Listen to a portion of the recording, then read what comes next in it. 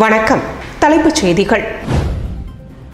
அதிமுக பொதுச் செயலாளர் எடப்பாடி பழனிசாமியின் பிறந்தநாள் விழா அதிமுக மாநில துணை செயலாளர் வையாபுரி மணிகண்டன் தலைமையில் கேக் வெட்டி கொண்டாடப்பட்டது. தமிழகத்தின் முன்னாள் முதல்வரும் அதிமுக பொதுச் செயலாளருமான எடப்பாடி பழனிசாமியின் 70வது பிறந்தநாள் விழா புதுச்சேரி முத்தியால்பேட்டை தொகுதி அதிமுக சார்பில் இன்று வெகு விமரிசையாக கொண்டாடப்பட்டது. அதிமுக மாநில துணை செயலாளரும் முன்னாள் சட்டமன்ற உறுப்பினருமான வையாபுரி மணிகண்டன் தலைமையில் நடைபெற்ற விழாவில் திரளான அதிமுகவினர் கலந்து கொண்டு கேக் வெட்டி கொண்டாடினர். மேலும் விழாவில் கலந்து கொண்ட அனைவருக்கும் அசைவ உணவு வழங்கப்பட்டது. இந்நிகழ்ச்சியில் மாநில மற்றும் முத்தியால்பேட்டை தொகுதி அதிமுக நிர்வாகிகள் மற்றும் தொண்டர்கள் திரளாக கலந்து கொண்டனர். புதுச்சேரி கோரிமேடு பகுதியில் உள்ள ஸ்ரீ அப்பா பைத்திய சுவாமி கோவிலில் நடைபெற்ற குரு பூஜை விழாவில் முதல்வர் ரங்கசாமி உட்பட திரளானோர் பங்கேற்று வழிபாடு செய்தனர். புதுச்சேரி கோரிமேடு பகுதியில் அப்பா பைத்திய சுவாமி கோவில் உள்ளது. இங்கு வாரந்தோறும் முதல்வர் ரங்கசாமி தலைமையில் சிறப்பு பூஜைகள், அன்னதானம் நடைபெறுவது வழக்கம். இந்நிலையில் அப்பா பைத்திய சுவாமிகளின் 165வது குரு பூஜை விழா நேற்று நடைபெற்றது. திருவிளக்கு பூஜை, புனித நீர் வழிபாடு ஆகியவற்றை தொடர்ந்து ஐங்கரன் வழிபாடு நடைபெற்றது. பிறகு அப்பா பைத்திய சுவாமிகளுக்கு செந்தமிழில் வேள்வி மற்றும் நிறைவேள்வி, மூலவருக்கு திருமஞ்சன வழிபாடு, மலர் அலங்கார பூஜையும் நடைபெற்றன. நிறைவாக பேரொளி வழிபாட்டில் புதுவை முதல்வர் ரங்கசாமி, பேரவைத் தலைவர் செல்வம் மற்றும் பேரவை துணைத் தலைவர் பி. ராஜவேலு, பொதுப்பணித்துறை அமைச்சர் லட்சுமி நாராயணன் உள்ளிட்டோர் கலந்து கொண்டனர். பக்தர்களுக்கு அன்னதானம் வழங்கப்பட்டது. உலக செவிலியர் தினத்தையொட்டி இந்திரா காந்தி அரசு பொது மருத்துவமனையில் செவிலியர்கள் மெழுகுவர்த்தி ஏந்தி உறுதிமொழி எடுத்துக் கொண்டனர். பிளாரன்ஸ் நைட்டிங்கேல் பிறந்த நாளான மே மாதம் 12ஆம் தேதி ஆண்டுதோறும் உலக செவிலியர் தினமாக கொண்டாடப்படுகிறது.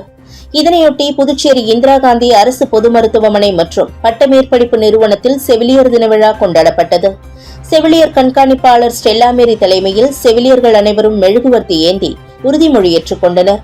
பின்னர் அங்கு அலங்கரித்து வைக்கப்பட்டிருந்த பிளாரன்ஸ் நைட்டிங்கேல் படத்திற்கு மலர் தூவி மரியாதை செலுத்தினர். இதில் இந்திரா காந்தி அரசு பொது மருத்துவமனை செவிலியர் அதிகாரிகள், முதுநிலை செவிலியர் அதிகாரிகள் ஆகியோர் பங்கேற்றனர். திருநள்ளாறு சனீஸ்வர பகவான் ஆலயத்திற்கு வந்த 500க்கும் மேற்பட்ட பக்தர்களுக்கு விஜயின் தமிழக வெற்றிக் கழகத்தினர் இளநீர், தர்பூசணி பழம் மற்றும் நீர்மோர் வழங்கினர்.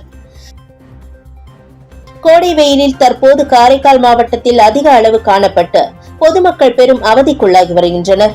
அதன் ஒரு பகுதியாக இன்று சனிக்கிழமை என்பதால் திருநள்ளாறு சனீஸ்வரன் பகவான் கோவிலுக்கு உள்ளூர் மற்றும் வெளியூர் பக்தர்கள் என ஆயிரக்கணக்கானோர் சுவாமி தரிசனம் செய்ய வருகை தந்தனர். கோவிலுக்கு வரும் பக்தர்களுக்கு விஜய் தமிழக வெற்றிக் கழகத்தினர் சார்பாக காரைக்கால் மாவட்ட துணைத் தலைவர் நசீர் தலைமையில் விஜய் ரசிகர்கள் இளநீர், தர்பூசணி பழங்கள் மற்றும் நீர்மோர் வழங்கப்பட்டது. 500க்கும் மேற்பட்டோர் பக்தர்களுக்கு வழங்கப்பட்டு அதனை பருகி கோடை வெயிலின் தாக்கத்தை தணித்துச் சென்றது உள்ளூர் மற்றும் வெளியூர் பக்தர்களுடைய பெரும் வரவேற்பை பெற்றது. இன்று முதல் கோடை வெயில் முடியும் வரை தொடர்ந்து இனி 1 மாதமாக வழங்கப்படும் என்று விஜய் ரசிகர்கள் தெரிவித்திருக்கின்றனர். பாரதிதாசன் அறக்கட்டளை சார்பில் உலக அன்னையர் தினம் மற்றும் உலக செவிலியர் தினத்தை முன்னிட்டு சிறப்பு கவியரங்கம் நடைபெற்றது. பாரதிதாசன் அறக்கட்டளை சார்பில் உலக அன்னையர் தினம் மற்றும் உலக செவிலியர் தினத்தை முன்னிட்டு பாவேந்தர் கலை இலக்கிய 66வது திங்கள் விழா பாவேந்தர் பாரதிதாசன் அரசு அருங்காட்சியகத்தில் இன்று நடைபெற்றது.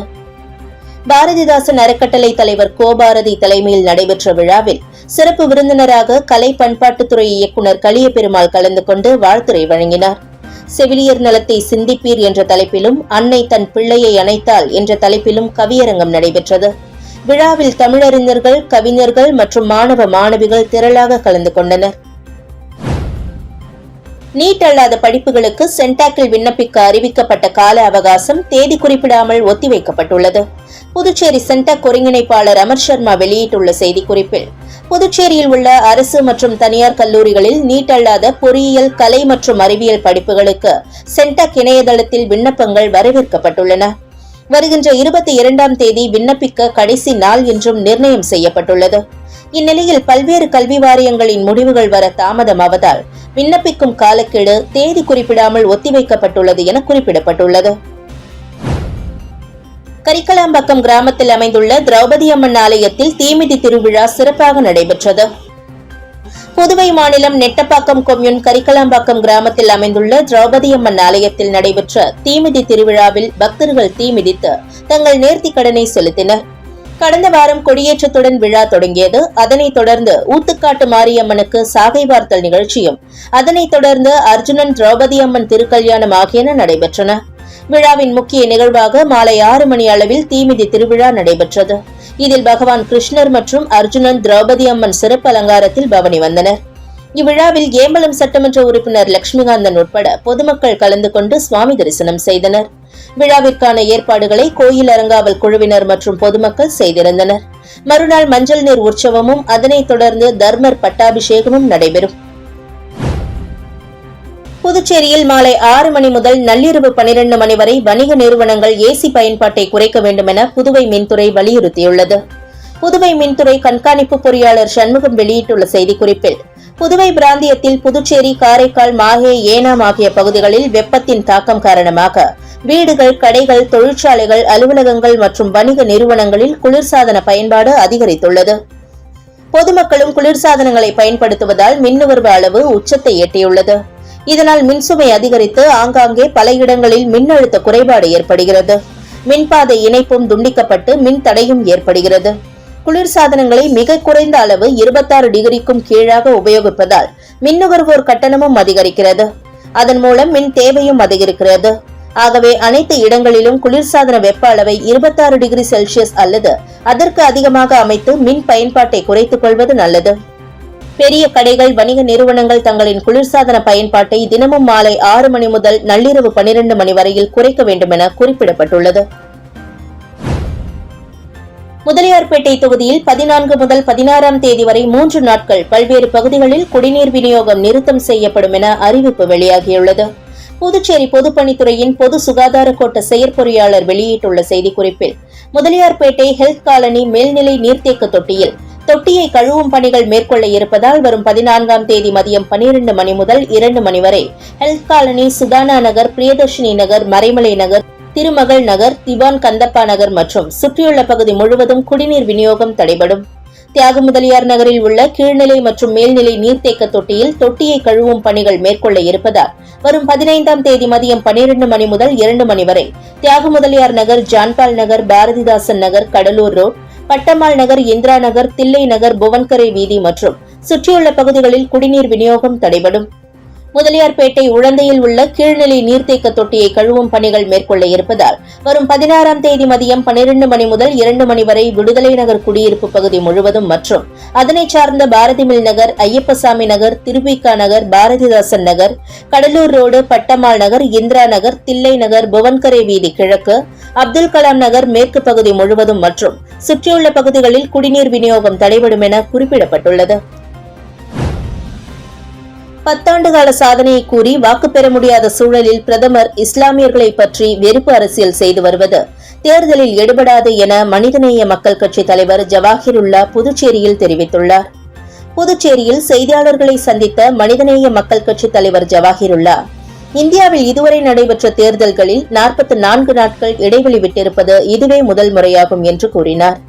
நடந்து முடிந்த 3 கட்ட தேர்தலில் தென் மாநிலம் மட்டுமல்லாமல் வட மாநிலங்களிலும் இந்தியா கூட்டணி வெற்றி பிரகாசமாக உள்ளதாகவும், இதனால் பிரதமர் வெறுப்பு அரசியலை தற்போது செய்து வருகிறார். இந்தியா கூட்டணி கட்சியினரை அதிகமாக சாடி பேசி வருகிறார் என்றார். இந்தியாவில் இஸ்லாமியர் பெண்களின் பிள்ளை பேறு விகிதம் அதிகரித்து வருவதாக பேசி வெறுப்பு அரசியலை மோடி செய்து வருகிறார் என கடுமையாக சாடிய ஜவாஹிருல்லா, 10 ஆண்டு கால சாதனையை கூறி வாக்கு பெற முடியாத சூழலில் இஸ்லாமியர்களை பற்றி வெறுப்பு அரசியல் செய்து வருவது எடுபடாது என்றும் பாஜக மண்ணை கவ்வும் என்றும் கூறினார். உருளையன்பேட்டை கண்டக்டர் தோட்டம் பகுதி மக்கள் மின்கட்டணம் செலுத்துவது தொடர்பாக மின்துறை கண்காணிப்பாளர் சண்முகத்திடம் எம்எல்ஏ ஆலோசனை நடத்தினார். புதுச்சேரி உருளையன்பேட்டை தொகுதிக்குட்பட்ட கண்டக்டர் தோட்டம் பகுதியில் 500க்கும் மேற்பட்ட குடிசை மாற்று வாரிய குடியிருப்புகள் உள்ளன. இங்குள்ளவர்கள் கடந்த காலங்களில் மின்கட்டணம் சரியாக செலுத்தாத காரணத்தினால் தற்போது ஒவ்வொரு குடியிருப்புக்கும் அதிகமான அளவில் மின்கட்டணம் வசூல் செய்வதற்கான ரசீதுகள் வழங்கப்பட்டு வருகின்றன.